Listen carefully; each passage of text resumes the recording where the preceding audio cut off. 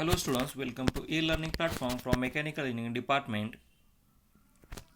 I am Mr. B.B. Patil going to teach you renewable energy technologies subject in this semester, and the subject code is 22661. We are discussing our unit number 6, that is renewable energy hybrid systems and feasibility studies, and up to wind solar photovoltaic hybrid system we have finished in last video. Now we will continue with next point, that is wind biogas hybrid system. तर last video लेक्चरमध्ये आपण wind solar photovoltaic hybrid system बघितली होती, ज्याच्यामध्ये installation आणि procedure बघितली होती आपण ऑपरेटिंग. तर ह्या व्हिडिओ लेक्चरमध्ये आता आपण नेक्स्ट हायब्रिड सिस्टीम बघणार आहोत, ती म्हणजे विंड बायोगॅस आणखी सोलर बायोगॅस, अशा दोन हायब्रिड सिस्टीम बघणार आहोत. So start with first wind biogas hybrid system. Okay, तर विंड बायोगॅस हायब्रिड सिस्टीममध्ये कुठल्या दोन एनर्जीज कंबाईन केलेल्या आहेत, ते म्हणजे विंड आणि बायोगॅस. ओके, तर ही जी विंड बायोगॅस हायब्रिड सिस्टीम आहे ही साधारण रुरल डेव्हलपमेंटसाठी खूप युजफुल आहे. Okay, the wind biogas based renewable energy system is beneficial for developing countries like India. In country like India, reliable electric supply can accelerate rural development. Okay, the biomass produced in rural areas can be utilized for power generation by converting it into biogas. The power generated by biogas is reliable, controllable, and can counterbalance the intermittent potential wind or solar energy, which is the basic philosophy of hybrid energy solution. Okay, तर rural एरियामध्ये बायोगॅसपासून जे biogas convert केला जातो आणि त्यापासून जी power तयार होते. Okay, तर ती कशी आहे, रिलायबल आहे आणि कंट्रोलेबल आहे. ओके, आणि हीच यूज करून जी पॉवर यूज करून तिथं इलेक्ट्रिक जनरेशन केलं जातं. ओके, आणि ही स्पेशली जी विंड बायोगॅस हायब्रिड सिस्टीम आहे ही रुरल एरियामध्ये त्याचं इन्स्टॉल केलं जातं. ओके, फॉर तिथं इलेक्ट्रिक सप्लायची जी रिक्वायरमेंट आहे ती कंप्लीट करण्यासाठी. ओके, आणि ह्याच्यामधून एक रिलायबल इलेक्ट्रिक सप्लाय आपल्याला मिळू शकतो. Okay,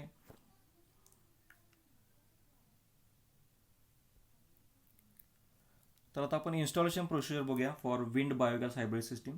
the installation of wind biogas hybrid system is feasible when average annual wind speed is at least 4.00 meter per second. Second, the good amount of bio waste is available for conversion of biogas. Okay, तर wind biogas hybrid system install करते वेळी हे कधी शक्य आहे installation, किंवा आपण म्हणतो की wind biogas hybrid system is feasible. Okay, when कधी, ज्यावेळी तुमचं wind speed at least 4.0 metre per second असलं पाहिजे, किंवा तिथं amount of biogas is available तिथं असलं पाहिजे फॉर कन्वर्जन ऑफ बायोगॅस. त्यानंतर grid connection is not available. You would be like to gain energy independence from the local electric utility grids. You would be like to generate clean power. Once the above criteria is satisfied, the installation of wind biogas based renewable energy could be initiated. Okay, त्यानंतर installation प्रोसिजरमध्ये actually काय आहे, ज्यामध्ये दोन energies आहेत. म्हणजे पहिली जी आहे ती म्हणजे विंड एनर्जी, सेकंड आहे बायोगॅस. तर पहिल्यांदा इन्स्टॉलेशन कशाचं आहे बघा, installation of wind energy conversion system. म्हणजे इन्स्टॉलेशन प्रोसिजरमध्ये पहिल्यांदा विंड एनर्जी, ओके, आणि त्याचा जो सेटअप आहे तो इन्स्टॉल केला जातो. आणि त्यानंतर सेकंड बायोगॅस सिस्टीम, तो सेटअप त्याचा इन्स्टॉल केला जातो. ओके, आता विंड एनर्जी त्याच्यामध्ये काय इन्क्लूड आहे बघा, ऑब्वियसली त्याच्यामध्ये विंड टर्बाईन असणार आहे, त्यानंतर जनरेटर असणार आहे, आणि त्यानंतर voltage source converter. Okay, after installation of wind energy system, next step is installation of biogas system. मग त्याच्यामध्ये काय इन्क्लूड आहे, एक म्हणजे बायोगॅस प्लांट, सेकंड आहे बायोगॅस इंजिन. ओके, त्याच्यामध्ये आयसी इंजिन किंवा टर्बाईन असू शकतं. त्यानंतर synchronous generator with automatic voltage regulator as an exciter. तर साधारण इथं आपल्याला फिगरमध्ये दिसतं की त्याचं इन्स्टॉलेशन कसं होतं बघा, किंवा एक पूर्ण सेटअप हायब्रिड सिस्टीम जी विंड बायोगॅस आहे त्याचा कसा आहे.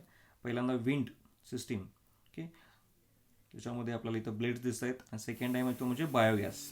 ओके, आणि विंड एनर्जी थ्रू जी आपली एनर्जी होणार स्टोअर होणार ती कशामध्ये, परमनंट मॅग्नम सिक्नोरस जनरेटर थ्रू ती कुठं जाणार आहे, जी विंड जी येणार आहे, जो स्ट्रीम आहे की ती जनरेटर थ्रू त्याचं कशामध्ये आपण करतो, व्होल्टेज सोर्स कन्व्हर्टर, इथं कन्व्हर्टर आहे आणि कन्व्हर्टर थ्रू तो कुठं जाणार आहे, आपल्या लोडला किंवा ग्रीडला. ओके, विंड एनर्जीचा जो सोर्स आहे जनरेटर थ्रू जी पॉवर जनरेट होईल त्याचं कन्व्हर्जन केलं जातं आणि ती डायरेक्ट जिथं तुमचं नेटवर्क आहे ग्रीड किंवा डायरेक्ट ॲप्लिकेशन लोडला दिलं जातं.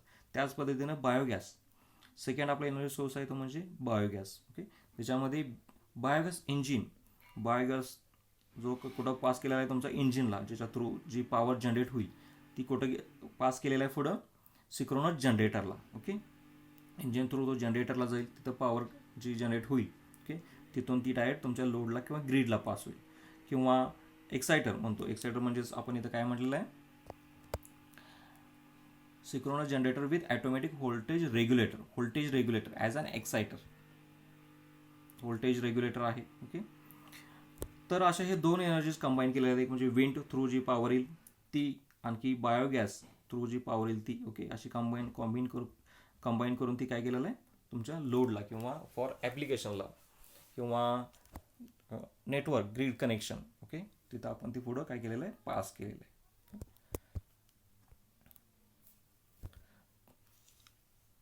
आफ्टर विंड अँड बायोगॅस आपण नेक्स्ट बघूया सेम हायब्रिड सिस्टीम ती म्हणजे सोलर बायोगॅस. ओके, म्हणजे इथं बायोगॅस आहे, इथं विंड आहे, तिथं काय आपण रिप्लेस केलेलं आहे, सोलर.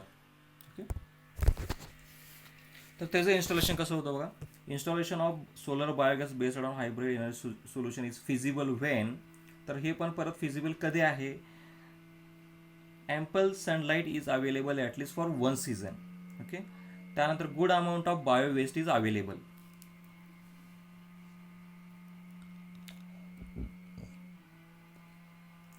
त्यानंतर grid connection is not available. त्यानंतर you would be like to gain energy independence from the local electric utility grid and you would like to generate clean power. Okay, तर हा क्रायटेरिया ज्यावेळी पूर्ण होईल त्यावेळेस काय होतं, आपण ती इन्स्टॉलेशन त्याचं काय करतो, पुढं त्याची प्रोसेस करतो. Once the above criteria is satisfied the installation of solar biogas based renewable energy hybrid system could be initiated. Okay,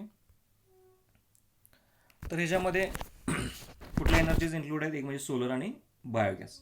तर त्याचं इन्स्टॉल करते वेळी आता पहिल्यांदा कुठली सिस्टीम इन्स्टॉल केलेली आहे ती म्हणजे सोलर PV, सोलर फोटोवोल्टाईक.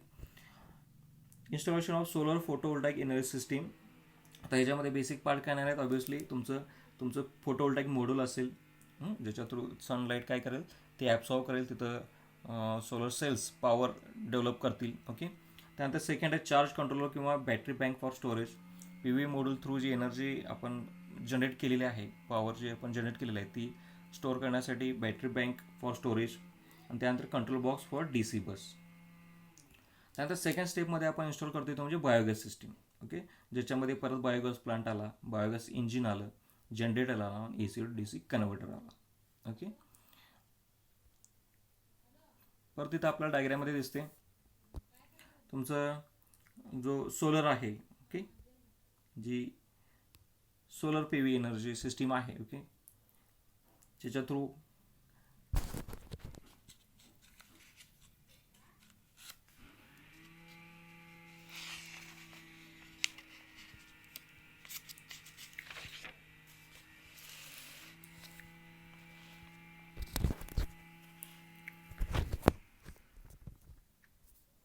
इथं आपल्याला काय सोलर आणि बायोगॅस. ओके, इथं आपल्याला AC लोड दिसतोय, त्यानंतर AC DC कन्व्हर्टर. ओके, आपल्या इथं PV सिस्टीम इथे दिसते, फोटोवोल्टाईक सिस्टीम, आणि त्यानंतर बायोगॅस इंजिन. आता इथं आपल्याला कसं आहे अपोजिट डायरेक्शनमध्ये, म्हणजे जसं विंडमध्ये आणि आपण बायोगॅसमध्ये कसं होतं, आपल्याला इथं दिसत होतं बघा तुमची विंड पॉवर आणि बायोगॅस पॉवर. ओके, आणि त्यानंतर त्याचं कॉम्बिनेशन आपल्याला ते दिसत होतं. तसंच इथं काय केलेलं आहे तुमच्या सोलर आणि बायोगॅसमध्ये PV सिस्टीम आणखी बायोगॅस इंजिन. ओके, तर PV सिस्टीम थ्रू तुमचं AC DC converter through AC load हा कन्वर्ट इथं पास केलेला आहे, आणि बायोगॅस इंजिन थ्रू जे पॉवर डेव्हलप झालेलं आहे ती AC DC कन्वर्टर थ्रू आपल्याला कुठे दिलेलं आहे, परत तुमच्या DC बस किंवा आपण म्हणतो की इथं चार्ज किंवा डिस्चार्ज कन्व्हर्टरला. ओके, किंवा एनर्जी स्टोरेज सिस्टमला तिथून. आणि ही डी सी बस म्हणजे इलेक्ट्रॉनिक परत इथं काय पार्ट आहे जो तुमचं कन्व्हर्टर किंवा आपण तिथं तुमचं प्रॉपर जे कन्व्हर्जन आहे एनर्जीचं okay from generation to application यासाठी इलेक्ट्रॉनिक्स इथं सर्किट्स यूज केलेले आहेत. तर इथं साधारण आपल्याला कसं दिसतं की दोन म्हणजे फोटोवोल्टाईक सिस्टीम सोलर एनर्जी थ्रू आणि बायोगॅस इंजिन थ्रू ओके आणि याचं कंबाईन करून आपल्याला इथं काय केलेलं आहे आपण इथं पॉवर डेव्हलप केलेले आहे जी फॉर लोड डायरेक्ट AC लोडला दिलेलं आहे किंवा जी आपण काय केलेलं आहे एनर्जी स्टोअर सिस्टीम अशा दोन ठिकाणी काय करता येईल आपल्याला ती स्टोअर करता येईल okay.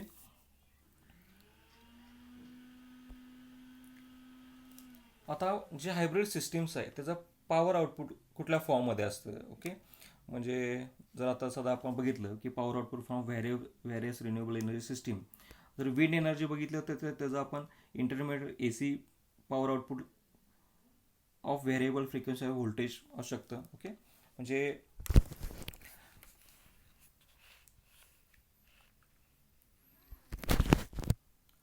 Okay wind energy through आपण इंटरमिडिएट AC पॉवर आउटपुट असेल किंवा बायोगॅस इंजिनमधून आपल्याला स्टेबल AC किंवा आपण म्हणू शकतो की पॉवर आउटपुट असेल only if enough biogas reverse is available okay म्हणजे हे विंड एनर्जी थ्रू आपण पॉवर आउटपुट जे आहे ती कुठल्या फॉर्ममध्ये असेल एक म्हणजे विंड एनर्जी जी आहे ती म्हणजे इंटरमिडिएट AC आउटपुट आहे. त्यानंतर बायोगॅस इंजिन थ्रू आपल्याला स्टेबल AC पॉवर आउटपुट तिथं मिळू शकतं. त्यानंतर solar PV model through intermediate DC आहे डायरेक्ट करंट पॉवर आउटपुट. त्यानंतर backup diesel generator through stable AC power output आहे. The 3 main architectures are possible as a possible solution namely AC DC and AC DC hybrid microgrid okay so this is a power output of hybrid systems various energy system through जी आपल्याला power output मिळणार आहे ती ह्या form मध्ये असेल okay. So we will stop here. Thank you.